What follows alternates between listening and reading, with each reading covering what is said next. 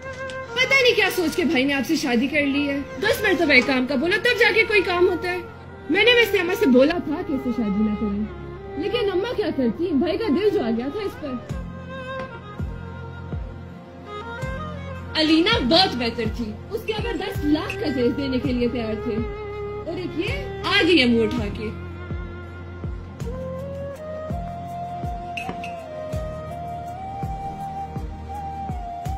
अच्छा तो ये मसला है।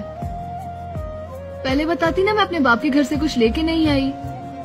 चीजें चाहिए, चीजों की जरूरत है। सारी बातें अपनी जगह, मगर ये जहेज वाली बात पे जो चुप बैठ जाता है ना, वो खुद सबसे बड़ा गुनहगार होता है। तुम्हें पता है मैं 1989 में पैदा हुई, 1993 में मेरा स्कूल में एडमिशन हो गया। उस वक्त मेरे स्कूल की फीस 2000 रुपए थी। साल में 12 महीने होते हैं और 2000 को 12 से ज़रब करो तो 24 बनता है, और ये 24,000 भी 1993 का 24,000 है। हर साल मेरी फीस बढ़ती गई और मैट्रिक तक आते आते मेरी फीस 10,000 रुपए हो गई थी। यानी 2006 तक मेरे बाप ने सिर्फ मेरी तालीम के ऊपर 6,72,000 रुपए इन्वेस्टमेंट कर ली थी। इसलिए नहीं कि मैं कल को उनको कोई कमाई ला के दूंगी या किसी किस्म का कोई फायदा दूंगी, सिर्फ और सिर्फ इसलिए कि कल को मैं अपने घर जाऊंगी और घर जाके अपने फराइज और हुकूक को बखूबी पहचान सकूंगी। मेरे अब्बा को ये पता था कि कल को मेरी शादी हो जानी है, मैंने किसी और के घर चले जाना है। वो चाहते थे ये पैसे किसी और जगह डाल सकते थे, और कल को मेरी शादी में मुझे 10 लाख रुपए के जहेज देके फारिग कर सकते थे, लेकिन उन्होंने ऐसा नहीं किया। उन्होंने मुझे तालीम के साथ साथ अच्छी तरबियत दी है ताकि मैं अगली घर जा सकूं, ताकि मुझे चीजों का सहारा न लेना पड़े।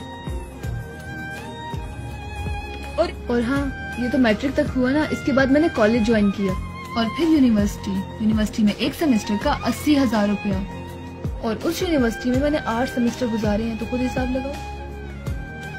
पर नहीं, तुम क्या हिसाब लगाओगी? तुम्हें तो अलीना के अब्बा के दिए हुए 10 लाख रुपए नजर आ रहे हैं जो उन्होंने उसको जहेज के साथ दिए हैं।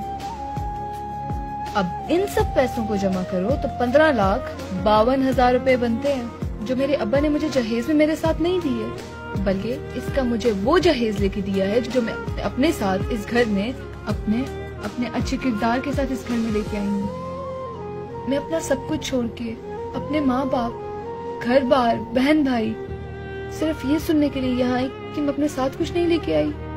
तो ठीक है, एक काम करते हैं, मैं चली जाती हूँ और 10 लाख रुपए भिजवा देती हूँ। पर एक बात याद रखना कि मेरा इस घर में दोबारा कदम रखने को दिल नहीं करेगा।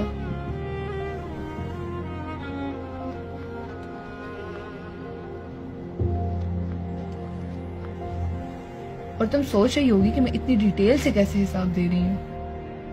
इसलिए कि मुझे पता था कि इस माशरे के कुछ लोग चाहे जितना भी पढ़ लिख जाएं या जितने भी तालीम याफ्ता हो जाएं, जितना भी मॉडर्निटी का लिबादा ओढ़ लें, उनके अंदर की भूख और उनके अंदर की हवस किसी न किसी दिन जरूर बोल पड़ती है। और आज ये उसी इन्वेस्टमेंट का नतीजा है कि देखो कि आज मैं आपके सामने सर फख्र से उठा के कह सकती हूँ कि मुझे किसी भी जहेज की जरूरत नहीं है। तुम भी एक लड़की हो, कल को तुम्हारी भी शादी हो जानी है। तुम जहेज का सहारा लेना छोड़ दो, क्योंकि इस मुल्क की 50% से ज्यादा लड़कियां ऐसी हैं जो जहेज देने की ताकत ही नहीं रखती।